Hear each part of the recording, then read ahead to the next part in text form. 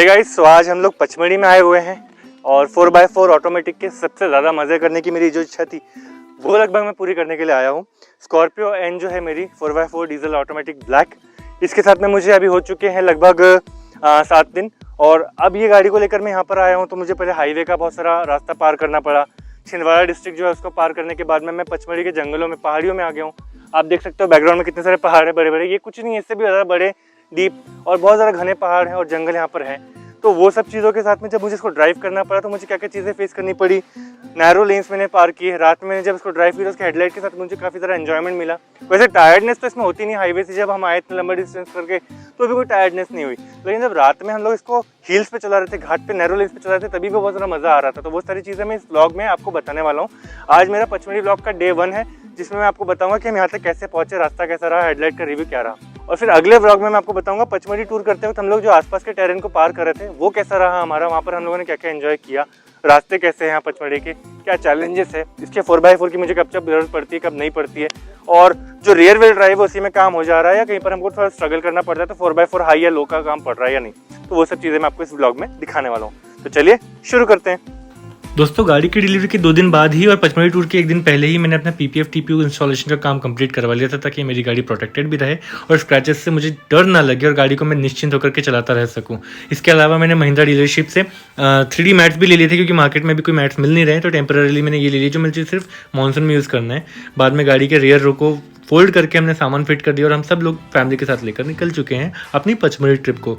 अब यहाँ पर रास्ते भर में मैं क्या क्या चीज़ एक्सपीरियंस कर रहा हूँ, space related, comfort related, brakes and all, stability, handling और जितनी भी टायर्डनेस वगैरह के रिलेटेड फीडबैक है वो सब इस वीडियो के एंड तक मैं आप लोगों को दे ही दूंगा फैमिली पर्सपेक्टिव से।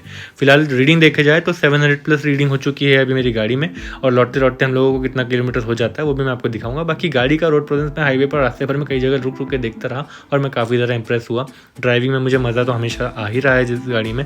और इसके अलावा जब अभी रिफ्यूल हम लोग करने वाले हैं, फुल टैंक करेंगे ताकि हमको टैंक मेथड का माइलेज पता चल जाए। अब निकलते वक्त हमने लगभग 40 किलोमीटर के बाद में टैंक रिफिल किया है और लौटते वक्त वापस से टैंक रिफिल करके आपको बताएंगे कि कितना हमको टैंक रेंज मिला और क्या माइलेज मिला टैंक टू टैंक मेथड में। एक इंपॉर्टेंट बात तो मैं आपको अभी ही बता देना चाहता हूँ कि भले ही ऑटोमेटिक व्हीकल और माइलेज इसका थोड़ा सा कम एक्सपेक्ट कर सकते हैं हम, लेकिन जो ऑटोमेटिक ट्रांसमिशन का स्मूथ शिफ्टिंग में एंजॉय कर रहा हूँ और जो उसकी गियर एक्यूरेसी को मैं एंजॉय कर रहा हूँ, जो अग्रेसिव पावर डिलीवरी को मैं एंजॉय कर रहा हूँ, उसके सामने ये सब कॉम्पेंसेट हो जाता है और मैं बहुत ज़्यादा एंजॉय उसको भी कर रहा हूँ। I have to appreciate that in Mahindra. इसमें एक बहुत यूज़फुल फीचर ये भी है कि आप नेविगेशन जो है उसका इनबिल्ट फीचर यूज़ कर सकते हो जो कि आपको बहुत अच्छे टर्न बाय टर्न नेविगेशन बताता है, डायरेक्शन बताता है, वॉइस ओवर कमांड भी उसमें आती है और ये आपको MID पर भी दिखा देता है कि आपको कहाँ मुड़ना है, कैसा मुड़ना है, कितनी देर बाद मुड़ना है। तो वो चीज़ भी मुझे बहुत ज़्यादा काम आई है।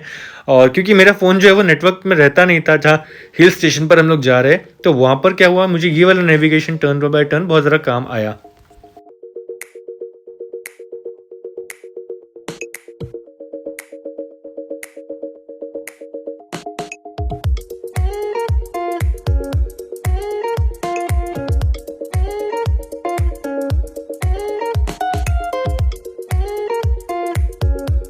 इस गाड़ी की स्टेबिलिटी से भी मैं बहुत ज़्यादा इंप्रेस हुआ। घाट रीजन में मुझे पहली बार ये गाड़ी ड्राइव करने का मौका मिला। घाट रीजन ऐसे होते हैं जहाँ पे आपको पहाड़ों पर गाड़ी को लेकर चढ़ना होता है, तो हर थोड़ी थोड़ी दूरी पर आपको बहुत शार्प टर्निंग्स आती हैं, कॉर्नरिंग बहुत ज़्यादा हैवीली आपको वहाँ करनी होती है, स्पीड कम ज़्यादा करते रहना पड़ता है। तो यहाँ पर मैंने गाड़ी की स्टेबिलिटी में बहुत ज़्यादा मज़ा लिया।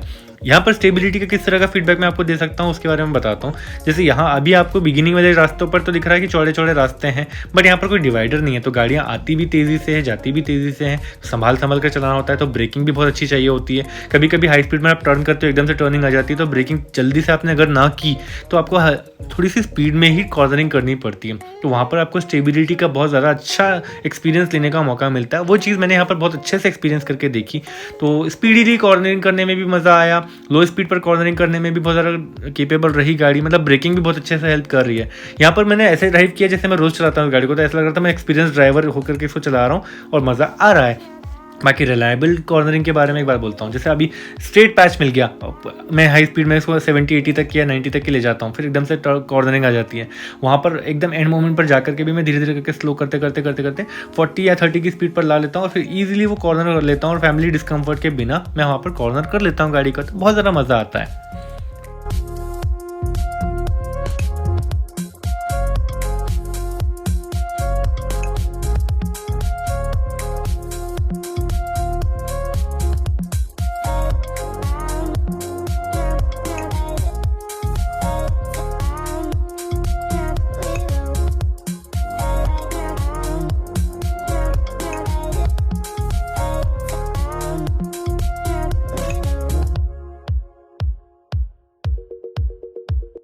एक और मज़ेदार चीज़ जो हमने नोटिस की हिल स्टेशन पर जाते वक्त कि किसी को भी टायर्डनेस ज़्यादा कुछ फील नहीं हुई। Even as a driving person मुझे भी टायर्डनेस कुछ ज़्यादा फील नहीं हुई इस गाड़ी में।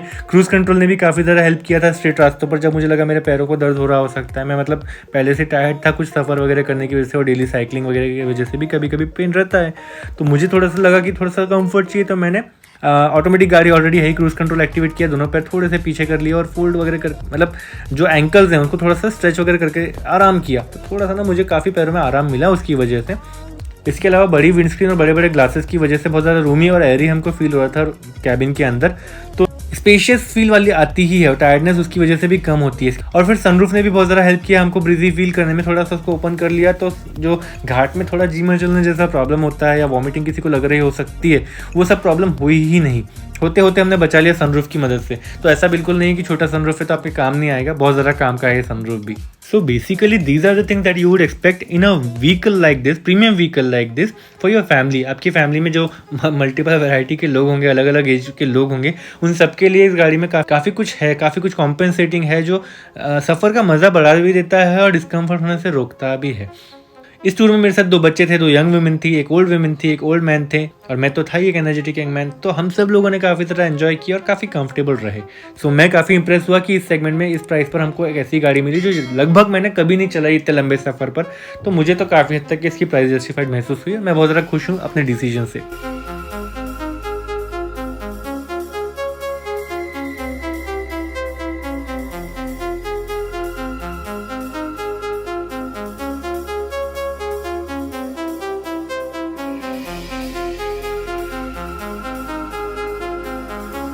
इस ट्रिप के बाद बहुत जल्दी मैं मुंबई ट्रिप भी जाने वाला हूँ। मुंबई पुणे की ट्रिप करने के बाद में मुझे कुछ मीटअप करने हैं, स्कॉर्पियो के दूसरे मेंबर से मिलना है, जिनके साथ मैं व्हाट्सएप ग्रुप से भी कनेक्टेड हूँ, जिनमें से कुछ लोगों को मैंने पीपीएफ लगाने में भी हेल्प की है। तो उस ट्रिप के भी एक व्लॉग मैं आपके साथ शेयर करूँगा, मीटअप के व्लॉग भी आपके साथ शेयर करूँगा। तो stay tuned with me and subscribe to the channel if you haven't already.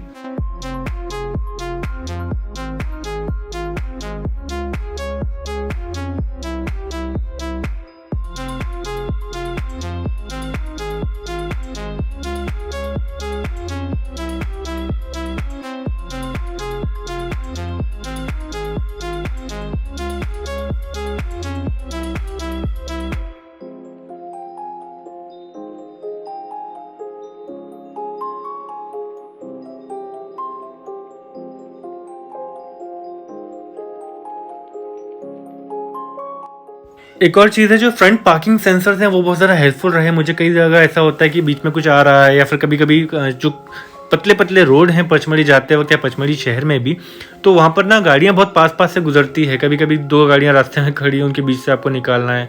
कभी कभी ऐसा होता है कि पास से गाड़ी आ रही है और आपको थोड़ा गाड़ी को रास्ते से उतारना पड़ रहा है उनको साइड देने के लिए। कभी कभी आपको ओवरटेकिंग कंजस्टेड करना है, जैसे यहाँ 3 स्कॉर्पियो साथ में चल रही थी, मुझे उनको ओवरटेक करने में दिक्कत आई। तो इस तरह के सिचुएशन में ना फ्रंट पार्किंग सेंसर आपको अलर्ट दे के याद दिलाता है कि आप किसी दूसरी गाड़ी के बहुत करीब जा रहे हो। You have to be very alert and you have to pay a lot more attention to be careful and avoid hitting any other vehicle. तो वो चीज़ मुझे बहुत ज़्यादा काम की लगी। इसके अलावा जो फ्रंट कैमरा भी है ना, वो भी बहुत ज़्यादा यूज़फुल रहा, क्योंकि कई जगह पर ऐसा होता है कि नीचे बहुत लो हाइट पर कुछ चीज़ होती है जो मुझे नज़र नहीं आ रही होती बहुत करीब जाने पर। तो मुझे फ्रंट कैमरा से पता चल जाता है कि मैं कितना अच्छे से गाड़ी को वहाँ से निकाल सकता हूँ, स्पेशली जब रास्ते पर बाइक्स वगैरह खड़ी होती हैं सिटी ट्रैफिक के अंदर, खासकर ऐसे टूरिज्म स्पॉट्स पे। तो वो भी बहुत ज़्यादा हेल्पफुल रहा। और हाँ, वो पतले पतले लेन्स में जब गाड़ियों से क्रॉस हो रहा होता तभी भी वो मुझे बहुत हेल्प करता है। तो ऐसे बहुत छोटे छोटे अच्छे पर्पसफुल फीचर्स गाड़ी में कई सारे हैं जो रोज ही काम आ रहे हैं और बहुत हेल्पफुल हैं। गाड़ी के पावरफुल एलईडी हेडलाइट्स ने भी मुझे बहुत ज़्यादा इंप्रेस किया। कई लोगों को इसके हाई बीम से शिकायत है, पर मुझे ना हाई बीम से ऐसा इमीडिएट कोई शिकायत लग नहीं रही है। फिर भी मैं इसकी सेटिंग सिर्फ चेक करवा लूँगा एक बार सर्विसिंग करवाते वक्त, और फिर देखूंगा कि क्या मुझे कुछ और एक्स्ट्रा करने की जरूरत है या नहीं। फिलहाल मैं सेटिस्फाइड हूँ हेडलाइट से भी। इसके अलावा इसके कैबिन इंसुलेशन से भी मैं बहुत ज़्यादा इंप्रेस रहा। NVH level is so minimal, आपको आवाज़ ही नहीं आती है, ज़्यादातर बाहर के नॉइज़ नहीं आती है। आपको इंजन की नॉइज़ भी बहुत कम आती है, जब तक आप ड्राइव नहीं करते तब तक तो आती ही नहीं है। इनफैक्ट क्रूज कंट्रोल चालू कर दो तो इंजन चालू है कि नहीं समझ में भी नहीं आया, इतनी स्मूथ चलता है। तो इसमें नॉइज़, वाइब्रेशन, हार्शनेस बहुत कम है और बहुत ज़्यादा इंप्रेसिव वो भी है, और टायर्डनेस कम रखने में वो भी रिस्पॉन्सिबल है। फाइनली हम लोग बहुत मज़े करते हुए पचमढ़ी पहुंचे, होटल में चेक इन किया, एक अच्छा सा होटल मिल गया और लास्ट रूम वहाँ का अवेलेबल था, तो वहाँ पर हमने इमीडिएटली चेक इन कर लिया पूरी फैमिली के लिए। फैसिलिटीज़, सर्विसेज सब कुछ अच्छा था यहाँ पर। और इस होटल की डिटेल अगर आपको चाहिए तो मैं अपने अगले वीडियो में बता दूंगा। फिलहाल ये बता दूं कि मेरा सफ़र काफ़ी ज़्यादा रोमांचक रहा। गाड़ी को पार्क करने के लिए अच्छा होटल मिल जाने की वजह से मुझे काफ़ी निश्चिंत होकर के सोने का मौका मिला और सुबह सुबह इस गाड़ी को डस्टिंग कर लूँगा मैंने, क्योंकि PPF लगा लिया तो मैं जो पासू का डस्टर यूज़ करके इसको क्लीन भी कर लूँगा।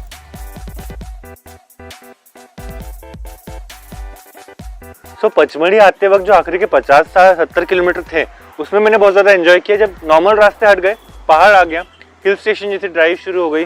घाट में ड्राइव करते वक्त क्या होता है ना कि आपको बहुत नैरो लेन्स मिलते हैं, सामने से आ रही गाड़ियों को संभालना पड़ता है। अब यहाँ पर ना रास्ते तो काफी चौड़े चौड़े हो सकते थे, 2 गाड़ियां निकलने लायक, लेकिन उससे ज्यादा बड़ी तकलीफ ये थी कि उसमें ना रोड जो कंस्ट्रक्शन वाला है, टार रोड, वो थोड़ा पतला पतला रखा है। तो एक टाइम पे ना एक गाड़ी थोड़ी सी एक्स्ट्रा जगह यानी बाइक और एक कार निकल सकती है, बट ज्यादातर यहाँ पर जिप्सी चलती है, कार से भी लोग टूरिस्ट वगैरह आते हैं। तो मुझे जब गाड़ी चलानी होती है तो मुझे एक चैलेंज ये होता है कि गाड़ी जो है वो संभाल के उतारनी भी है रास्ते से, सामने वाली गाड़ी को जगह भी देनी है, कुछ लोग कट भी मार के जा रहे हैं, वो संभालना है इतनी बड़ी गाड़ी को। इतना ईजिली मैंने इसको ड्राइव किया वहाँ, आई वॉज वेरी सरप्राइज। ये गाड़ी ना रास्ते से उतर भी जाती तो पता नहीं चलता कि रास्ते से उतरी है। इतने मोटे मोटे इसके टायर हैं और सस्पेंशन इतने बढ़िया है, ग्रिप अच्छी है, पता ही नहीं चलता है कि गाड़ी रास्ते से उतरी। मतलब हम कॉन्फिडेंटली गाड़ी को रास्ते से उतारो, साथ में बैठे हुए लोगों को कंफर्टेबल रहेगा भी, वो डिस्कम्फर्ट नहीं होगा और आराम से आप इस तरह से गाड़ी चला सकते हो। तो ये चीज़ मैंने बहुत एंजॉय की। दूसरी बात है हेडलाइट। कई लोग बोल रहे थे हेडलाइट के उतने ज़्यादा खास नहीं है, बट यहाँ पचमढ़ी में ना पिच डार्कनेस है। मतलब आप अगर हेडलाइट चालू करके गाड़ी आगे लेके जा रहे हो जंगल के एरिया में तो बहुत अच्छा उजाला वो दे रहे हैं। लोअर बीम सही है, हायर बीम सही है, परफेक्ट, एकदम perfect, cut to cut perfect मुझे लगता है वो, ना कम ना ज़्यादा। पीछे देख रहा होता तो पिच डार्कनेस में कुछ नजर नहीं आ रहा होता है पीछे क्या है रास्ते में, इससे समझ में आता है कि हम एकदम डार्क जंगल में हैं, लेकिन आगे का रास्ता एकदम क्लियर दिख रहा होता है। तो मुझे हेडलाइट से कोई शिकायत होना तो दूर की बात, मुझे एक्चुअली काफी सेटिस्फेक्शन मिला इन हेडलाइट से। तो फिलहाल अपग्रेड्स की जरूरत महसूस नहीं हो रही, सेटिंग्स ठीक कराने की जरूरत भी महसूस नहीं हो रही, बट फिर भी मैं कहूँगा अभी एक छोटा टेस्ट कर लिया, दोबारा एक और एक्सट्रीम टेस्ट करके देखूंगा इसके हेडलाइट का। बाद में अगर मैं किसी दूसरी वाली स्कॉर्पियो एन से इसको कंपेयर कर सकूं कि हेडलाइट इसके सही है या नहीं है, तो फिर मैं देखूंगा कि शायद मुझे पता चले, शायद इसको और बेहतर किया जा सकता है। Then I will share the video, but so far it looks very good. Highway का एक्सपीरियंस सही रहा, घाट रीजन का एक्सपीरियंस सही रहा, नैरो लेन्स में हैंडलिंग सही रही, कंजेस्टेड ट्रैफिक का कोई दिक्कत नहीं हुआ। पचमढ़ी आने के बाद में क्या हुआ है और किस तरह से हमको ऑफ रोडिंग भी करनी पड़ी वो सेकेंड ब्लॉग में मैं दिखा भी दूंगा। But so far driving experience has been great. Reaching to this destination, the hill station of Pachmadi in Madhya Pradesh, has been great, and I have loved the experience of owning and driving the Mahindra Scorpio and 4x4.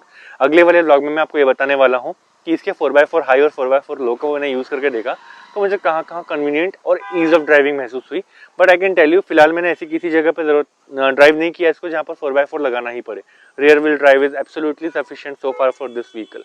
It doesn't stuck anywhere, slip होने का time नहीं मिलता tyres को, तो मज़ा आया। आप लोगों ने ये वीडियो यहाँ तक देखा, थैंक यू सो मच। अगले वीडियो में मैं और भी ज़रा इन्फॉर्मेशन, अच्छे रिव्यूज़ और शेयर करने वाला हूँ। सो ऐसे सभी मेरे वीडियोस के लिए मेरे साथ जुड़ जाइए, चैनल को सब्सक्राइब कीजिए बेल आइकन के साथ, ताकि आपको फ्यूचर वीडियोस की नोटिफिकेशन भी मिलती रहे। And until next video, goodbye and drive safe.